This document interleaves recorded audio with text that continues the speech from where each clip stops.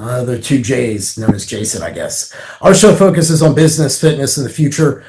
Our aim is to help share our journey of what we are learning, where we are going, and where we are growing with our businesses, relationships, and self. If you enjoy what we're doing, please share the show. And real quick, because I'm a big podcast guy, I love podcasts, we're going to go ahead and share our sponsors briefly so you guys have a moment, you guys know who's empowering the show and helping push it forward. So first off, we have Advanced Vitality Health with Jason. So I'm going to let Jason talk about that real quick. Yeah, hey, Jason Theobald. I'm one of the co-owners in Advanced Vitality, HRT. We just call ourselves AVH.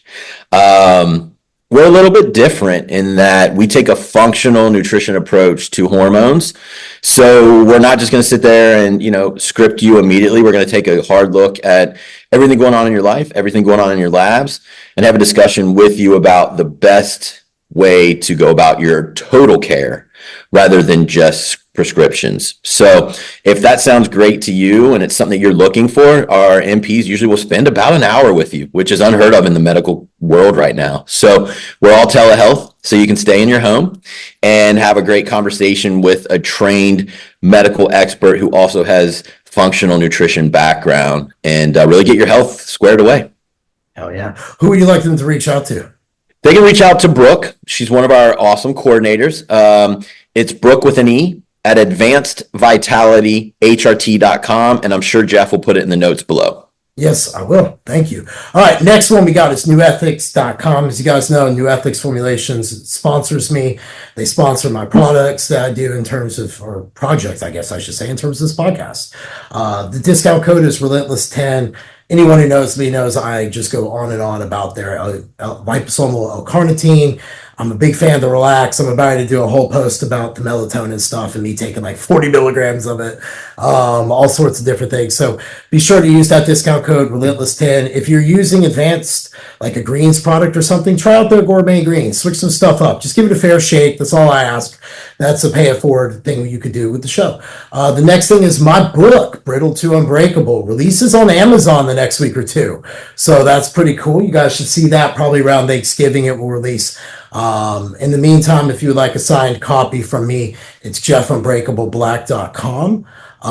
Jay, I actually have a podcast that I might be jumping on. It's got a big reach that my assistant Jess has put me on that you do not know about, that I just got word of, which I did not share before we recorded. Okay. But Dropping Bombs with Brad Lee. Nice. So she is going to field that phone call. So hopefully that goes through. So if you guys listen to him, be sure to shout out me so we can get on there and chat about my book. I really want to talk to young men about the journey of being a man and what I went through and a lot of the mental health struggles I had. I think that the more we could kind of talk about that, the better we could get. And that's what it's all about when you're here. You only got a limited time to do it. So with that being said, Jay, let's kind of go over, maybe a couple of big points that's been going on in the world since it's been a minute, since we've been able to get together and jam. I know we moved it back remote because we've just been so busy for a little bit and we wanted to continue to talk about stuff. Plus we miss each other because we have a bromance. So what's been going on with you, man? Man, just honestly, just blessed, to be honest with you. The business is great. I'm working the clients I like to work. Advanced Vitality is growing. We're adding about 50 new patients a month, almost so fast that we've had to redo our processes yet again and hire internally to someone to be basically a head of quality control and processing. New Ethics has a lot of new business partners and different things coming. John Gorman, if the listeners know of his brand, Fat Muscle, he bought in and brings a lot to the table. And we have some other cool partners as well that we're working with to continue to line and grow. So all those things are great. I'm wrapping up a health phase myself. Hopefully by January 1, I'm ready to roll and can start working on Masters Olympia as I am qualified. That will be August 22nd, I believe, in Tokyo. Nice. So that's a pretty big, probably that will be the biggest stage I've ever been on. And I'm pretty excited about that. I just hope that by January 1, I'm good with everything and can get rolling and get back into doing what I love. Beautiful. When is that show again, Tokyo? I think it's August 22nd. It's definitely the end of August. So always wanted to go to Japan. So I'm trying to get a passport for the first time ever in my life, Jason. I've never had one. nice. So I have stayed truly off the grid more than people might know. But that would be a fun one to go to. I might actually have to do it. Robo has me going out to Hawaii, I think, for him because he's doing some 24-hour race. Yep. And he needs someone for the 1 a.m. to 5 a.m. leg. And I'm like, I'm your boy. I'm your Nice. boy. I'm be woken up, be fresh, be ready to go. What do you got to do? I guess I just yell the shit out of him or something and motivate Like, him. how are you running with him, or? I think I ride my bicycle next to him or something, or have a motorized thing. I don't know. I was like, you bet he's got to sell me on it. If he happens to listen to this because he's a little out of shape and needs peptides, then he will know he needs to form me on this. Yeah. So, with that being said, I'll go what's going on with me. So, as you all know, I've been working on Get Back to Stage. Mine's been different. I'm 2 years coming up on an injury that was diagnosed and kind of fleshing it out. And the last year, I've been working diligently hard, coming back from spondylolisthesis, where my spine is broken forward. It sits off by about 25 degrees off my spine. I have horrible hips, but I did it in line with the surgery, so I've been doing stuff. And that's some of the stuff we're going to talk about today, like namely BPC and TB500 and just different things and kind of where, I found the dose to be useful and so forth. But the other big thing going on besides me working on my rehab and being optimistic about competing again, I always like competing. I think it's like you. It just gives me something that I can look forward to doing. And I just kind of still haven't pictured anything else I would want to do yet. So, and I'm sure that will come when it comes, because you know how it is. When things are meant to happen, they just kind of happen. But I'm expanding my gym, and that is going to be going up from 8,000 square feet to 15,000 square feet. Thera in Austin have done a hell of a job really growing it and putting us in a stellar position to do something that I think are going to shock a lot of people when I can formally announce it. I'm under NDA for the time being. So, with that being said, let's kind of get into this, Jay. Okay, so we wanted to talk about peptides. Now, first off, here's the deal. Okay, these peptides we're going to cover, Jay and I, we got into bodybuilding back in the day. I think you'd agree with me. It was on the Professional Muscle Forum. It was on various boards, and you had conversations about stuff. It was very futuristic thinking. It was almost like outlawish. You were kind of like getting these gray black markets things, trying them and sharing. The internet's one good thing, I think, lately, I still remember. But Jason and I have always been, that's part of the reason we enjoy chatting about our jobs and what we do with our clients, is he sees a different population than me. And we are going to talk about that today because these kind of serve in different roles, some not others. So we're just going to share it. Our goal is to just provide information because these things are going to grow. These industries are exploding. The investments are exploding. Everybody wants to look better, feel better. Everybody wants to live longer. There's all these things. It's not something that everybody off the street needs to use, like when they're first starting or maybe getting back to a diet exercise program. But we wanted to kind of cover all that today because, you see a lot of all the peptides are the greatest thing and peptides are completely worthless. And we have the view of, well, it depends on what. And we kind of wanted to get into that day. So how I'm doing this is in the show notes. I have the links for like the little things I'm doing to kind of give you the background on the peptides we are going to cover. So you guys can see that in the show note, I believe where you kind of see I get the information. You can go down your own Google dives and educate yourself because that's something that Jason and I like doing. We're natural students. I know that's why Robo likes being here with us too, which he's in New York selling a company right now, making a bunch of money. So don't feel bad for him. But we're going to talk about the uses, what we enjoy about it, and kind of go from there. We have a few questions that we'll answer at the end. So with that being said, I'm going to get into this. The first peptide we're going to cover is SLUPP332. This is a synthetic drug that mimics the health benefits of exercise and may help treat metabolic diseases like obesity and diabetes. SLUPP332 activates the estrogen-related receptor, ERR, which boosts a natural metabolic pathway that's usually triggered by exercise. This leads to increased energy expenditure and faster fat metabolism. So in the benefits of mice, because that's usually where you're seeing a lot of these peptides, you see a lot of studies involving mice. It's kind of common, okay? SLUPP332 has been shown to decrease fat mass, improve insulin sensitivity, increase energy expenditure and fatty acid oxidation, increase mitochondrial respiration. It suggests, based upon this, that it might be effective treatment for metabolic syndrome and obesity.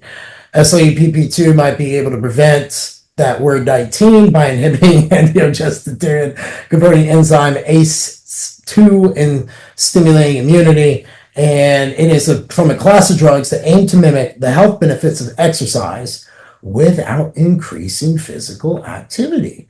Okay, so Jay, what's your background on this? I know you turned me on to this. Yep. I've seen wild doses. I've seen like up to 500, what is it, micrograms? I've seen all sorts of shit. And I'm like, I don't know, man, I felt pretty good on that 100 I took. So let's get into it, bud. I mean, just from an anecdotal viewpoint, which is, really what I have, I used it towards the end of my prep. And I started at 100 mics pre-fasted lists and just 100 mics pre-training. And like Jeff said, there are guys taking 500 micrograms, which I think is still a middle of the road dose. I've seen people taking 1,200 micrograms. I think like anything, you want to fall to the middle. It does have some effects on mitochondria in terms of health, but I believe that if you push on them too hard, you can have negative consequences. Okay, elaborate that, because people are going to go, what's the negative? Because everybody's fixated because there's nothing around this human-wise. Yeah. What the negative implication can be. Yeah. Well, I mean, it lowers inflammation. So, inflammation is one of those things, just like blood pressure or cortisol.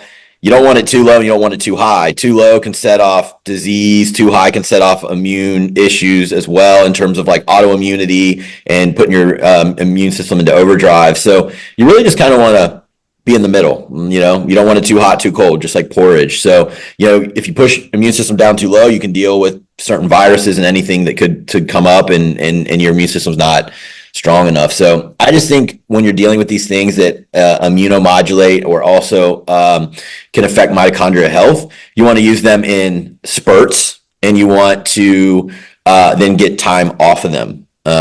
So I think a great, way to use Sloop would be like 8 weeks on, 8 weeks off. Probably smart. And I think the best dose is somewhere around 200 micrograms to 500.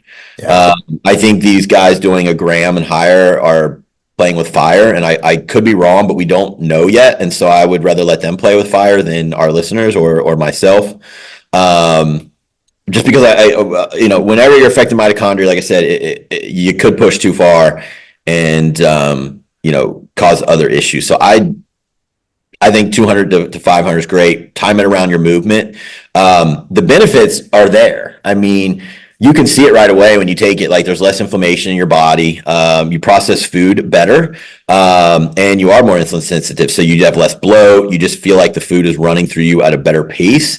These are obviously designed for people in the American public that don't want to exercise. So if you combine it with exercise, I think that's where the real best scenarios come from. But I also think you don't need as much because you are doing the work. You're just trying to supercharge what you're doing. So also it's got neuroprotective benefits, which is important to me with my dad passing of Parkinsonisms, which is a type of Parkinson's. Oh, interesting. Yeah. You don't get the shakes. You get more neurodegenerative issues. So you hunch, but you end up with dementia and things like that. So it's of the Parkinson family. So anytime you can put on neuroinflammation, my interest is going to be sparked. And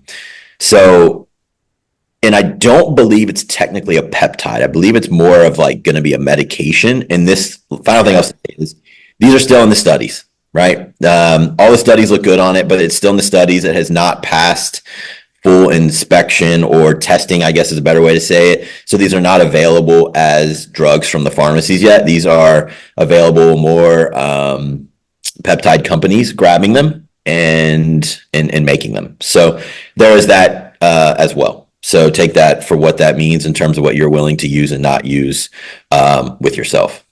Agree 100%. I think when you brought up the thing about it's actually a synthetic drug. It gets labeled a peptide because that's kind of like the universal term for all these gray area things. So kind of all bumped, and then underneath that's different little categories. But my use, I do 100 micrograms pre-fasted cardio and 100 micrograms pre-workout. I only do it on my days I do my training. So I do 5 days a week, 2 days off.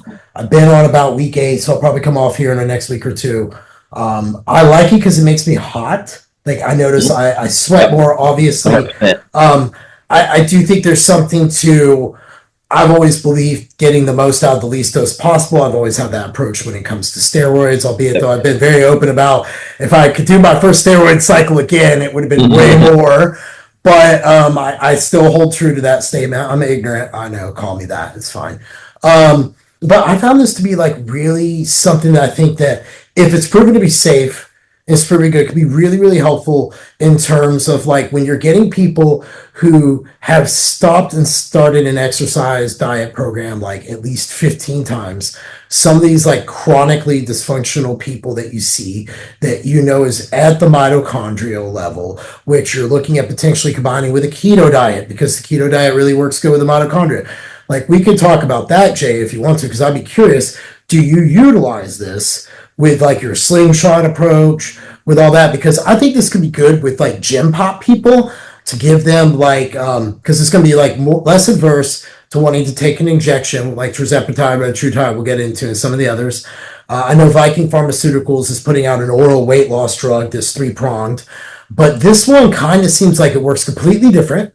It has a little bit of a different purpose to it, and it might shine in areas where people are very metabolically dysfunctional. Yeah. So the biggest thing with like mitochondria is really, just oxidative stress. When you convert oxygen to energy, which everyone does, or you would die, there's oxidative damage from that. But you need a little bit of it because that creates antioxidants, right? So again, like anything with the body, you want enough, you don't want too much, because if it's too much and it builds, then you get senescent cells. And that just means that your mitochondria are damaged, and usually they become hormone deaf, your cells. And then senescence really means that the cell doesn't die, but it doesn't operate optimally. And so as oxidative stress builds from life, from stress, from over dieting, from environmental, all the shit in our food, pesticides, I could go on and on. We're bombarded by this stuff daily. So not only are you getting it from an outside source, you're getting it from just the actual conversion that happens within our cells. And so if you can take something like this that will help that damage and reduce oxidative stress, it's a big bonus. And so just so people understand, senescence is like the first stage of kind of like aging. And then the DNA of the cell becomes damaged. And then once that becomes damaged, then you get things like Parkinson's, you get cancer, you get dementia, right? So there's stages of this happening. Well, you talked about ketosis, and what ketosis is nice for is it promotes autophagy. And our bodies do this daily, but the process gets down-regulated over time from all the things I was talking about that hit us. And so you're not chewing up these senescent cells as fast. So if you can push autophagy and keep all that on a good level, you're going to age slower. And now, why do people that train look like they're younger? Well, because training pushes autophagy, right? Why is metformin beneficial? Pushes autophagy. It does a lot of other things too. But my point is, it gets down to the cellular level, and so does SLU. So Jeff asked me about my slingshot method, and if you're like, what the hell is that? You haven't obviously followed me enough, so shame on you. But it's basically a theory that I had where we have all these tools now. It is 2024, guys, almost 2025. We have almost a tool for anything. And so you have all these tools at your disposal that can help improve how we function at the cellular level. So I combined like NAD+, which helps how you burn glycogen and fat within the cell. I combined methylene blue, which again lowers oxidative stress, with a little bit of Tirzepatide, which pushes autophagy, helps you time your insulin better, pulls down glucagon. If you're stressed and stuck with glucagon high, you're not timing your insulin right.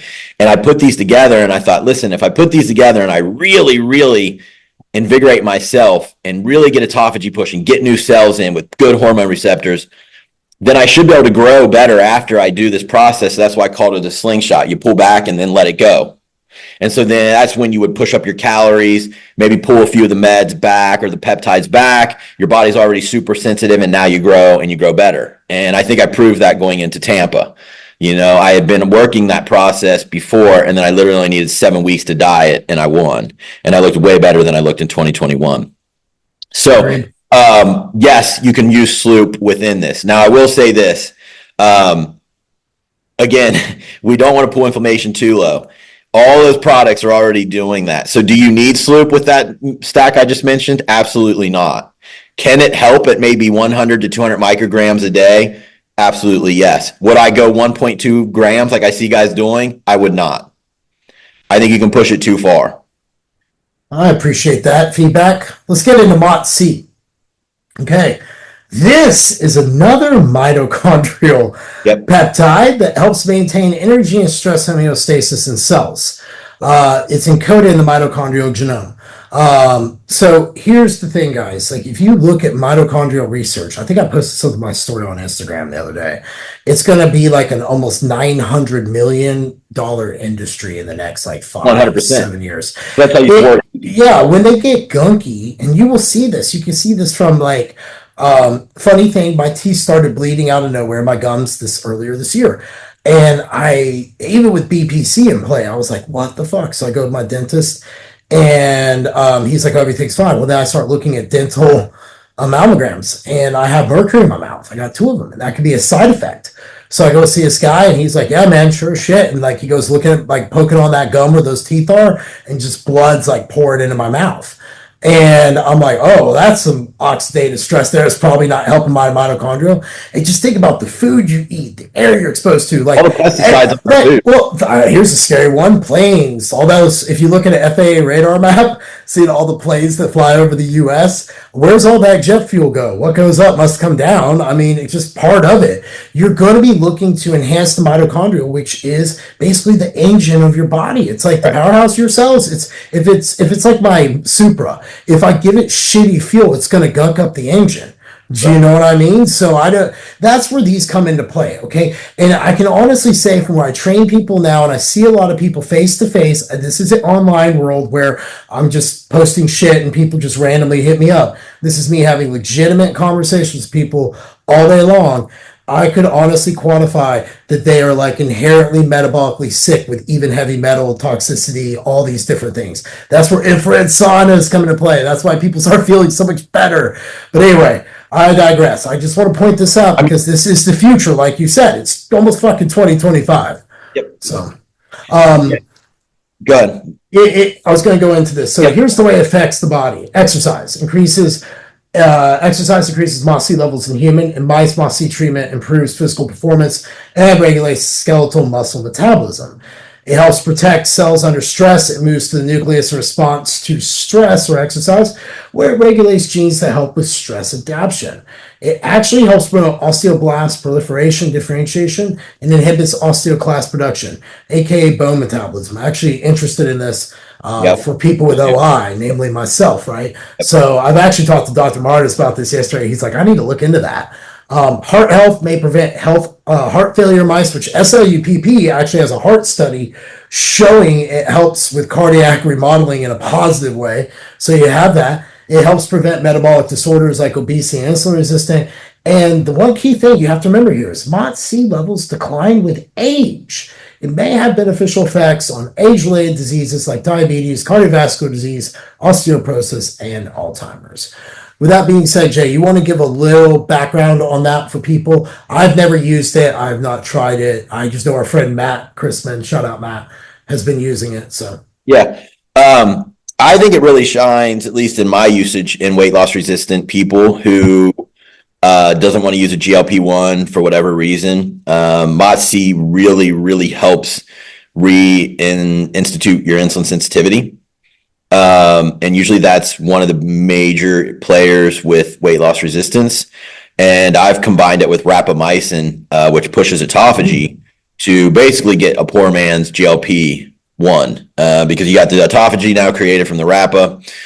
You're pulling out senescence, and then the MOTS-C helps restore insulin sensitivity, much like a GLP-1 would by giving, beta cells a rest and all that. So MOTS-C, it works more on the tissue, like you were saying. So Yeah. it opens up that sensitivity. And when you compare it with Rappa and you get a very similar response as a GLP-1, it is not as good, but I have still, with diet variety and using those two, been able to break weight loss resistance, and it just gives it an extra oomph and push. Nice. I have no experience with it. I know that it's an injection, if I'm not mistaken. Doses are 5 to 10 milligrams. Is this one that there's a big difference between 5 to 10 milligrams from what you've seen? I have not. Most of mine have been 5 mgs, and I think split that up 2.5 twice a week. So 2.5 twice a week, sub-Q injection. Do you have them do it on training days, off days? Does it matter? Doesn't really matter. Okay. Doesn't really matter from what I've seen. So it's basically like systematic. So it's more system. Okay. So instead of taking SLUPP, okay, here's we actually have this as a question.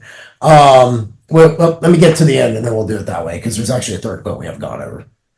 So we covered MOTS-C's based on that. Is there anything else you'd like to say on it that maybe we didn't cover? It's brief, but I don't have much if you have metabolic dysfunction, MOTS-C is definitely one that you should look into. Especially if you don't like the GLP-1s for whatever, reason, media, whatever you believe. But MOTS-C should be one where metabolic dysfunction is in your family, it's in your genes, it's in something that you're dealing with. That's a one that you could look at. And it's nice because it's not taken daily. It is a shot, but you don't have to take it daily. And so it does fit the bill for that. All right. Well, let's get into the next one. This is one that you like, Tirzepatide. Yep. I personally will share my view with it. I did not like it, but we'll get to that point. Tirzepatide, it is used to treat type 2 diabetes. It works by increasing insulin levels in your body, which decrease your blood glucose, and it also helps with changing to diet and exercises when combined with this medication. It's used in people with high A1C levels, and so forth. Jay, let's get into that a little bit deeper. They're dumbing it down for what you can kind of find out there, making it very simplistic, like, it just does this. Yep. But it actually, we're finding that GLPs are all in the body, brain, et cetera. So let's get into a little bit. You're well known for your Tirzepatide. I really like it. So first and foremost, I think you should understand it's a GLP-1, glucagon-like peptide, with a GIP, which is gastro-inhibitory polypeptide, also works on the stomach. They both do some similar things, but the GIP usually comes with less disturbance to the GI, whereas a full dose of GLP-1 is going to be very, very appetite suppressant. So if you're someone who's a bottomless pit, that might be more of your jam. I did not do well on GLP-1 by itself, but you need to understand how these things work. A lot of people just like to say, oh, well, it's for weak-minded people who can't stand the hunger of a diet, and it couldn't be further from the truth. Sure, it does help that, but you have to understand, yes, it is reset and instant insulin sensitivity, but how is it working? When you're in chronic stress mode, whether that's from environmental factors, whether that's from your diet, your job, whatever the case may be, glucagon gets stuck being released. When you're shooting out norepinephrine constantly, which you will be if cortisol's high and you're stressed, glucagon releases, and what does that do? It tells the liver to dump sugar into the bloodstream. Now, how the hell are you going to burn body fat very well if you're constantly pushing sugars in? Now, constantly pushing sugars in is also going to do what? Take your insulin sensitivity and make it less, because you're constantly now having to try to dump insulin. But when glucagon is up, insulin is inhibited. Not completely, but it will not release the way it should. So let's say you eat a meal and you're in this hyper cortisol, hyper stress state. Your insulin is not releasing the way it should. And guess what happens then? Blood sugar stays circulating, and guess what builds? Inflammation. And then what does that do? It mainly leads to oxidative stress. What does that do? It leads to senescence. What does that do? Well, eventually cancers, Parkinson's, all the age-related diseases, right? You're going to age quicker if your blood sugars are circulating constantly, right? I mean, that's just a fact. So this turns off that glucagon being stuck, releasing, thereby stopping the dumping of constant sugars. And it also then allows and gives a little push, because that's what peptides do. They're signalers to your insulin to release when you eat.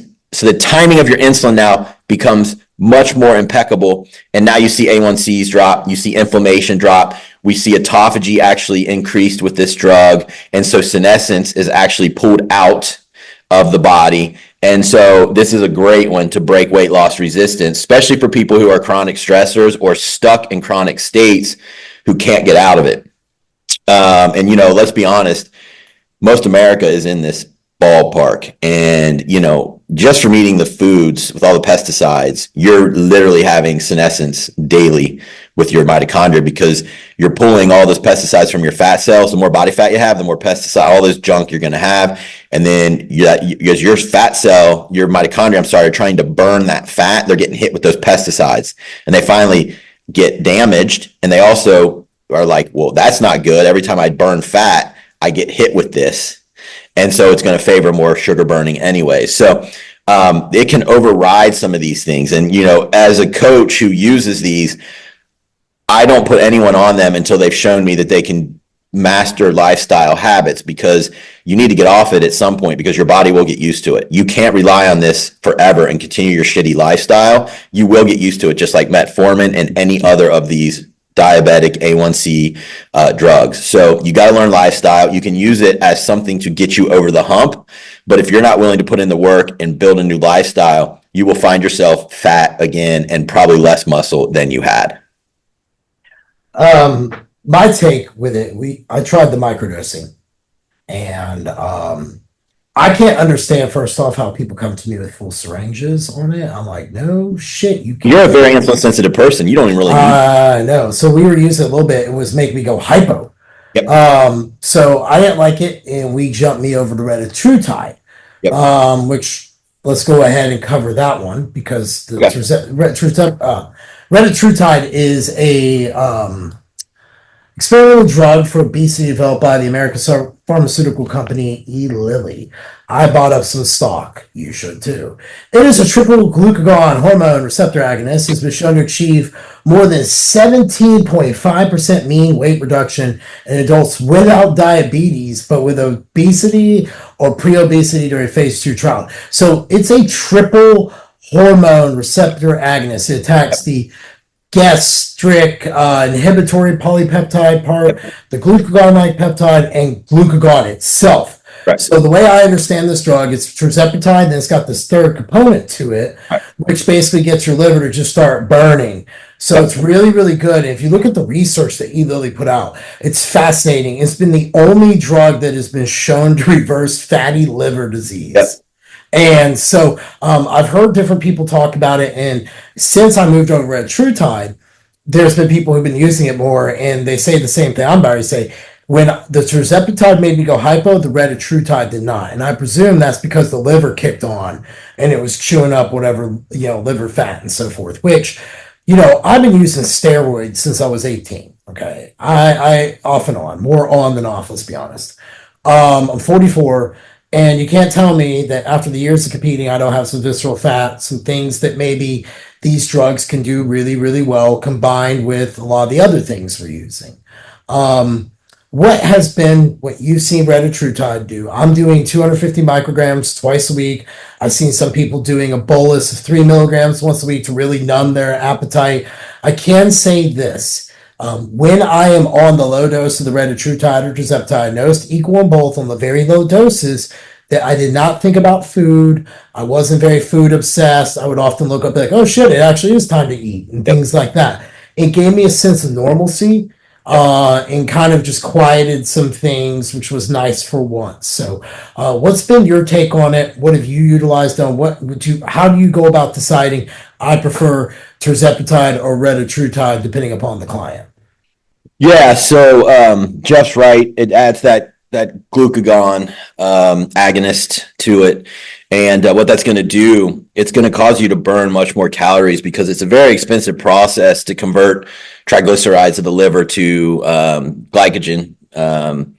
And so there's a bunch of steps that it goes through to do that. And so it is burning more calories really just at rest using that. So they have seen a little bit more reduction in weight with it. I like to look at it this way. From my usage of the Retatrutide, that was the least blunting of my hunger. So to me, I think if you're a physique enthusiast and you're going to go on a diet and you're going to use these peptides, I think Tirzepatide would be great more for a diet phase. I think Retatrutide would be great for more of a building phase, in my opinion. Um, People like to say that you lose muscle on these drugs, and that is not true. What happens is people just don't eat. And if you eat 500 calories and do no training like a typical American, yes, you're going to lose 40% muscle. However, if you think about the fact that we're pushing autophagy with these things, so literally new cells are coming in with better hormone receptors. We're letting beta cells rest. We're timing insulin completely perfectly with eating. So those calories can be shuttled to where they really need to be, which is in muscle and lean tissue. My position is you grow muscle better with these as long as you aren't overdoing the dosage. I think for you, you just are a very insulin sensitive person. So Tirzepatide just didn't fit the bill. So if someone is very insulin sensitive and you really don't need these products, either one, use Retatrutide if you're just using it to build, or even cut. But generally speaking, if you have some level of dysfunction, I still think Terz is a little better for cutting, just because it blunts hunger a little more. But Retatrutide, I do want to say this to the listeners: it's not past full studies yet. So It's going in phase 3, correct? yeah, and so if you don't like that fact and you don't want to use underground peptide companies, then this one probably would not be the one for you. If you want it to gain more acceptance and let other people use it first, you might want to stick to your Tirzepatide, which has been tried and true and passed, and millions of Americans have used it. So really with these peptides, the poison is in the dosage. We hear of gastroparesis, we hear of hair loss, we hear of all these things. Gastroparesis is going to kick in with really high doses on these things. Correct. And when I talk high doses, just so you understand, Tirzepatide, the lowest medical dose that is recommended is 2.5 mgs. So Jeff is literally using like 500 micrograms. So that's like, is that 0.5 mgs, I guess? Yeah. So he's like at a quarter, or even he's at a fifth of the medical dosing. So you see how low you can take these and still get benefit. Yeah. So the poison's in the dosing. As far as hair loss goes, I see it on these when people are on super low calories. I don't see it people who are hypercaloric or eating just slightly under maintenance. So I don't see that these directly cause hair loss. It's the low calorie dieting that comes with it. With these drugs, you do want to keep your electrolytes up more. You will pee out more because you are less inflamed, and you're just going to move water much easier. So you need to stay hydrated. You need to keep your electrolytes up. I recommend something like our New Lights from New Ethics, or whatever. Relentless 10. Whatever your favorite hydration product is. So those are and then of course constipation can hit some people. Usually as the dose gets higher, that'll happen. Again, maybe you'll need some magnesium oxide with it or something along those lines, but that can happen, or you lower your dose, plain and simple. But Retatrutide looks like it's going to be the grand slam for most people. But again, it's not passed completely. So if you don't like that and you don't want to use underground peptides, I would recommend going with the Tirzepatide. Fair. I'm going to read the study, which I'm including in the show notes. It's from vcuhealth.org. It's about Retatrutide, as well as a study that they did. 98 obese adults between 18 and 75 years old were randomly assigned a Retatrutide dose. At week 48, the relative decrease of liver fat was 81.7% among those taking 8 milligram doses of Retatrutide, and 86% for those taking 12 milligrams. So they're taking a lot. Reductions of liver fat to less than 5% occurred in 89% of the 8 milligram group and 93% for the 12 milligram group at week 48. The 48-week liver study demonstrated an average weight loss of 23.8 and 25.9% for patients taking 8 milligrams and 12 milligrams of Retatrutide, respectively. Pretty powerful shit. It's going to be those are high doses to me, but those are people that had I What it assume could they do to had. alcoholics, man, Yeah, potentially. We don't know. I mean, it could be huge, yeah. especially where, people eat shitty American processed diets, the damage that they're getting, non-alcoholic inflammatory liver disease, all this shit, So But I it's just not wanted to good. point out, like, at a mig of this stuff, you usually lose your appetite. Most people, not everyone. So at 12 mgs to 8 mgs, those are very high doses, in Oh, my opinion. yeah. And I agree. you never see me or any of my clients anywhere near that. I agree with that 100%. All right. So let's get to the next one really quick. BPC 157. So this peptide works by telling specific cells of your body act in a specific way. This one affects tissue regeneration, inflammation, and blood flow, and can be used to treat a wide variety of conditions, from gastric ulcers, irritable bowel syndrome, tendon injuries, ligament injuries, joint pain, even erectile dysfunction. BPC 157 peptide therapy benefits include promote wound healing, speed up tissue regeneration, reduces inflammation, increases blood flow, relieves joint pain, boosts immune function, improves muscle strength and endurance. And one thing that they did not list, which I have seen, is it really keeps your C-reactive protein levels, CRP on a blood panel, very low. Like super low, because it's really good for the inflammation. I use this because there's actually studies showing it helps speed up fractures.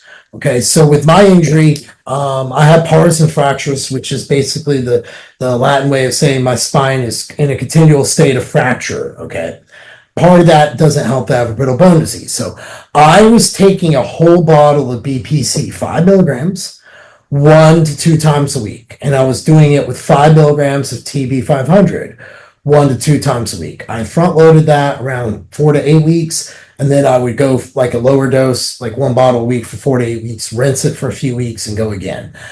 I can tell you this. I don't know. I'm not going to sit here and say 100% the TB 500 and the BPC, which we could go on the TB here in a second, because they're usually stacked together. I can 100% tell you that I believe they helped me overcome a lot of chronic inflammation that had built up in muscles, that had built up in my joints. And I think it's something that if you're looking to take these and you look at it to, hey, I expect to be back to doing things I was doing coming off a pretty significant injury, I think you're going to be greatly disappointed. But I think if you use these combined with a good rehab program with realistic expectations, and you're kind of like monitoring stuff, I think these things really shine. I don't think I would have been as far along with it because, as you know, Jay, I was talking to you about it. There were times I wasn't taking it, and I noticed a big difference. It was almost like the inflammation creeped back in, and I couldn't really overcome it. What are things that you use TB for, which I'll get in that. That's or TB 500. It helps cells move to the injury. It helps cells move to the injury site, supports the growth of new blood vessels, calms down inflammation, and they kind of think of it as almost like a jolt to your tissues to kind of remember like youthful processes and things like that, and to kind of turn on. It's really used in anti-aging and for more tendon and ligament healing. I found the higher doses was it for me. What about you? And what about your recommendations? Well, BPC first. I use that a lot when people have, soft tissue injuries, joint aches, ligaments, tendons. You can dose it a couple ways. You can do 500 micrograms daily, sub-Q near the injury, or you can take a whole 5 mgs intramuscular, like on a Monday, and just let it ride to the next Monday. They both seem to work. But I also use it for gut cases. BPC oral Mm-hmm. does really good work with like people that have autoimmune conditions that have leaky gut permeability. It helps rebuild that mucosal lining really well and knocks out the inflammation that they're dealing with as well. Sometimes, with autoimmunity, it's good to kind of go both ways. In other words, hit them with some oral, but also hit them with some that's going to go a little bit more systemic. It'll bring down IL-6, which is high in a lot of autoimmune cases, especially like rheumatoid arthritis. It's hugely high IL-6, which is an inflammatory and pro-inflammatory cytokine, depending on what is needed in the body. So I do like BPC. I think it's great. TB, I usually combine it with BPC with soft Yeah. injuries. It's like Jeff said, it's going to bring a little bit more blood cell to the injury, which when you can do that, that's going to create a faster environment to heal. So combining both of them, they both have anti-inflammatory effects. And honestly, you could probably use one or the other and be okay, but combining them seems to give a quicker resolution to your issue. And you can dose it the same way. You can either put it in that 500 micrograms of BPC and do it daily around the injury, grabbing skin and doing sub-Q, or you could also hit it. What I like to do is maybe hit them at different hours. So like if someone's going to do the IM, once a week, I would have them do like BPC in the morning, hit 5 mgs IM, and then at night hit their TB, and kind of go with that route. That's going to give you some really good resolution to soft tissue injuries. It usually does take 6 to 8 weeks to really the needle. So don't take it once and think it's going to be this miraculous thing. Although I have seen some pretty crazy results for people who are really inflamed, they can feel it right away. Yeah. But your typical guy like me, I keep it around for my knees at 46. That's really my biggest gripe is my knees, especially after leg day. And I found in your 40s to keep your legs, you really got to hit them twice a week if you want them, especially if you want them to grow. So that could take its toll on your knees. So I usually literally use these around training, and I don't always go with the 5 mgs. I usually sometimes will do like anywhere from 1,000 micrograms to 2,000 of each sub-Q near my knee right after leg day, and I'm usually pretty good by the next leg day. But I don't have any ligament and tendon damage per se, so I'm not trying to heal a tear. I'm just trying to pull that inflammation out. And so as an older lifter, if you're out there listening, I really highly recommend you keep these on hand and use them in that manner. If you're not really trying to heal a tear, but you're trying to just control that inflammation, sub-Q near the injury, about 1,000 micrograms to 2,000 twice a week of these. And it works really nicely to keep you back in that gym and in the grind. Yeah, I actually can say that when there's a lot of studies showing they're safe, and there's a few showing on the TB side that it's not safe. I made the argument nobody's taking this shit year round all the time and place. Of interesting note, some older guys, Jay, swear that with the TB 500 it helps them actually put on muscle tissue in their older years because of the inflammatory response. That would coincide with what I think that study was. They did showing that people who took NSAIDs when they were older actually post leg days actually benefited, had some muscle growth. Like there was like when you got older, it kind of changed a little bit, but don't quote me on it. Now, the last one before we get into our questions, this is one that I just started doing, and I've talked to Jay about it. I know he's going to try it next. In his phase, is 5-amino-1-MQ. It's a small molecule drug that functions to block the activity enzyme called nicotinamide N-methyltransferase, NNMT. NNMT plays a significant role in metabolism and energy, and predominantly active in fat tissue. By blocking NNMT, 5-amino-1-MQ stimulates an increase in NAD+. And this is one thing that a lot of people are really looking at it for. It's a cofactor that's central to cellular metabolism, increases your metabolic rate, activating a gene known as SIRT1. It's also known as the longevity gene because of its role in reducing the risk of diabetes, obesity, metabolic syndrome, osteoporosis, and other forms of cardiovascular disease, kidney disease, liver disease, neurodegeneration, and cancer. Basically, it sounds like a very comprehensive anti-aging protocol drug that you can use. There is some reports when you look at it that it increases explosive power capabilities. Some people are reporting it increases their vertical jumps like 2 to 5 inches. I have not seen that. I'm not getting into the NBA, I guess. But I have noticed when I train, I've had way more energy. I've been telling Jay about this. Literally 6, maybe 7 hours of sleep is the most sleep I can manage. I'm ready to hit the day. I feel very refreshed, and every day my Garmin has had my recovery just high. I feel great. my beard has kind of changed back to a little bit of a darker shade. I noticed like it's starting to get a little bit darker. So I guess that's the N80 plus. It was pricey. It's like $300 for like 6 to 8 weeks worth, which makes me go, oh, is this cost productive? You know, how often are you using it? So I haven't really noticing muscle gain. Now next week we have Jay Campbell coming on. He wrote an article where he talked about he put like 11 pounds of muscle on, lost all his fat. I have not seen that. I have seen the energy, and I've seen more response to my training. Meaning, like, you know, when you lock in on, say, an incline press, I feel like when I go to explode it, I can really like fire and engage. Where as you get older, you tend to lose that explosiveness, they say. So I've noticed it for that. And with that being said, I'll get into the first question. That one was one I was asked was, how am I dosing that? And then the other question that Jay, I'd like to get your opinion on is, how would we know which one to pick? 5-amino 1-MQ, MOTS-C, SLU, because they kind of all do the same thing, working on the mitochondria and so forth. So I am doing 50 milligrams 3 times a day. I've seen where people have said that that's kind of the dose that you need. I can't take it within 6 hours of going to bed or I won't sleep. My sleep is very disturbed, very restless. I'm taking it upon waking before my fasted cardio, before training, 6 hours later, and then like later in the day before I go in for my afternoon shift. That is how I'm taking it. In regards to how I would differentiate these, based on what Jason just said about MOTS-C, the little bit I know, SLU, 5-amino, I think that maybe you could do phases. Maybe 8 weeks of SLU, 8 weeks off, and then do 8 weeks of 5-amino, 8 weeks off, maybe then 5 weeks of MOTS-C. I think you can, or 8 weeks, you can kind of keep it moving around. Because especially in this 5-amino 1 case, what led me to it was the NAD+. As you get older, it is factual, you're losing those numbers. You are going to die earlier because those numbers sucking. It is a major longevity component. Look at the research, educate yourself. Your clients want to take it, encourage them to take it. There's a lot of good things there.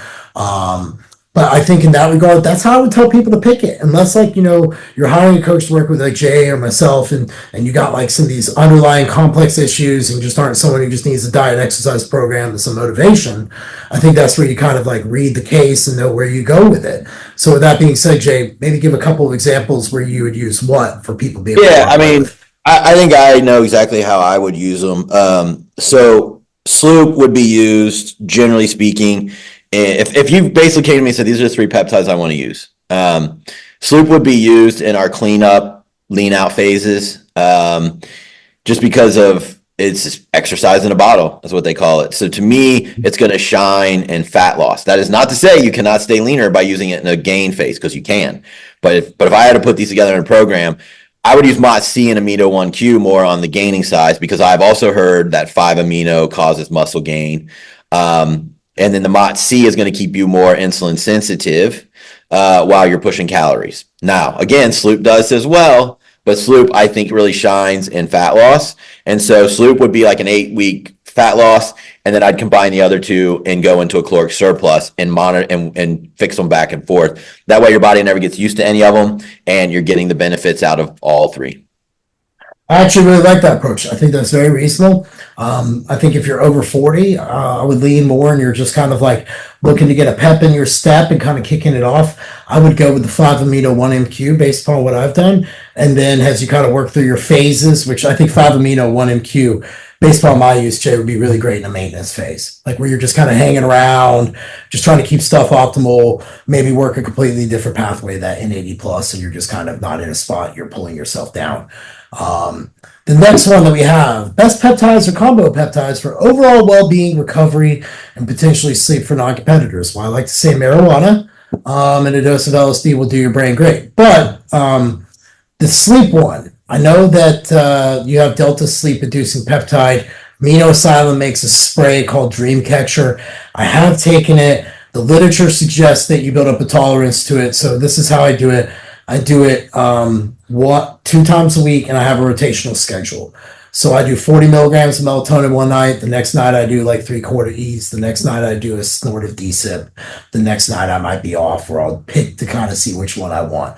I try to tune in. I find that if I take too much shit or all the same shit every time with sleep, it tends to actually impact my sleep over time and I get worse sleep. So I do think there's a point you can over supplement yourself. So I would look maybe about other areas besides a peptide. You know, you can manage inflammation so you sleep better. There's certain things like that. Getting metabolically healthy will help you sleep better, you know, the different mitochondrial stuff. But I would actually look more into breath work for this and getting away from things that piss you off before bed and going from there. Jay, do you have anything that you would like to add? I know there's like Solanic spray, Slamax and different things like that we could talk about, but that was my standpoint. I think you could overdo it on some stuff for that. I mean, there's so many out there, dude. Dude, it's wild.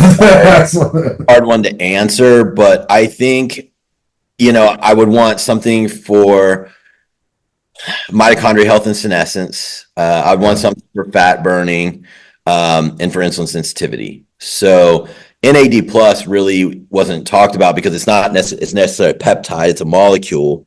But NAD plus, I think anyone who cares about anti-aging, and how well they utilize glucose and fat at the cellular level and to prevent oxidative stress should use a little NAD plus, maybe 5 times a week at 33 mgs. So that will cover mitochondrial health. For mental and focus, I like Selenk. I take it daily. It also has a bit of an immuno and inflammatory modulation to it. So that's nice as well. But man, the focus on it, and it helps anxiety, which is something that I get. Not more of a worrying thing, more of just like, I got to do this, I got to do that. And it's just, that's a personality. So it kind of mellows me out. And then I'd want something for a little bit of fat burn. So I like throwing in either MOTS or Sloop, I think would be it. Like I said, I think when we talked about it, you could always rotate these around, just set up a little schedule so you know what you're doing, how long you've been doing it. I think there's a lot of great stuff out there. But I think the one thing that even Jay would agree with me on, get metabolically healthy, get your blood work done, get a lot of stuff done. That way the stuff really shines when you're already like in a good place and you're just trying to get optimal. And go ahead. No, I was just going to say, go for it, man. I was going to say, I am a big fan of Tirzepatide, so it would definitely be rotated in there, probably in place of that MOTS-C for me personally. But a lot of people still I don't think they've still turned the corner on the GLP-1s. So that's why I said MOTS. But for me, I would microdose Terz probably at like 10 micrograms a day and just take it daily. That would only be about 0.7 mgs total, but it would give you that benefit of the autophagy, lowered inflammation, and just keep you a little leaner without any side effects. And I think that would be a nice way to do it. 100%. I like that actual approach. Okay, so this one was for me. Jay, you could comment too if you want to, but we went over it with the TB and BPC. What was the dose of the peptides that I did, and how did I do it? It was heavy dosing, way more than you see in the articles. It was literally 2 bottles of each. 8 weeks on, 8 weeks off. Sometimes I did 12 weeks. It just depended upon like other things I was doing during this. I was doing art. I was doing spinal decompression. I was doing a lot of neuromuscular stuff, like with different stim. You name it, I tried it if it was an alternate therapy. So it just depended upon what I was doing at the time. Now, I think that Jay might have a little something different there. I do think the doses, when you're looking at this, if you're looking at for recovery of issues, then it's going to be higher dose. If you're looking at BPC and TB, like Jay said, for maintenance, like after training body parts, you don't need as much. You can get away with less. Yeah. I think it just comes down to, are you dealing with something acute that is just like minor, or are you dealing with a tear? Something wrong with the labrum, some sort of tear in the knee, ACLs, things like that. That's where I would go heavier dosing, and then combine it with PT, like you were saying. If it's just to stave off inflammation because of age and overuse, like I use it, then 100 micrograms maybe of each twice a week right after you train, I think is great. 100%. Okay, man, let's get my very last question. Jay, this one is directed at you. I'm a 43, hi, is what they say first. So, hi. Hello. I'm a 43-year-old female, hormonally optimized. I finished up my first 8 weeks microdosing 1.5 to 1.8 milligrams a week of Tirzepatide. I lift heavy 5 times a week and have been doing 200 milligrams of IPAM in the evenings, 5 on, 2 off to keep muscle while on the Tirzepatide. What should I take during my 8 weeks off? 250 milligrams 2 times a day of metformin, or is metformin something I can do all the time? Or can I focus on something else altogether like longevity? Great question. Yeah, that's a good question. I totally agree with their approach to not rely on Tirzepatide long term. Use it as a tool and then get off. I really like Sloop. I like 8 weeks of Terz, 8 weeks of Sloop, back and forth. And then you can even do 8 weeks of Terz, 8 weeks of Sloop, 8 weeks of metformin, and then back to the Terz, something like that. Or 8 weeks Sloop, 8 weeks Terz, 8 weeks metformin, 8 weeks Sloop, and then go back to the Terz. I don't think there's a wrong way to do it, but I do like to rotate. And basically, as we know, the SEOPP is going to continue to maintain the insulin sensitivity that you created from the Tirzepatide, but so does metformin. Metformin is going to keep that tissue more sensitive, but they aren't going to really cause that timing of insulin, that those GLP-1s do in SHINE, where they bring down glucagon. So bringing that back in, especially if you're coming out of a hard training block where stress may be up, it may be nice to follow that with the Tirzepatide, where you're resetting everything and going, maybe pulling back in training. Man, there's so many ways I could do that, but to answer their direct question, you could do metformin, you could do Sloop, you could do a rotation of all 3, 8 weeks of each, and then base it on what you're trying to accomplish. But I don't know if that answers the question directly, but that's how I would do it, is bridge with something, but completely come off that Tirzepatide. And you could even give yourself 4 weeks where you take none of them. And you're not going to regress. You're not going to go backwards. You're not going to gain a bunch of body fat as long as you're not using those as a crutch and you have good eating habits. I promise you won't go backwards. And you might even notice that your pump is better, because every time you're on any of these, like Sloop, you're wasting more calories. Metformin, you're wasting a little bit of carbohydrate. Tirzepatide, you're wasting a little bit of carbohydrate.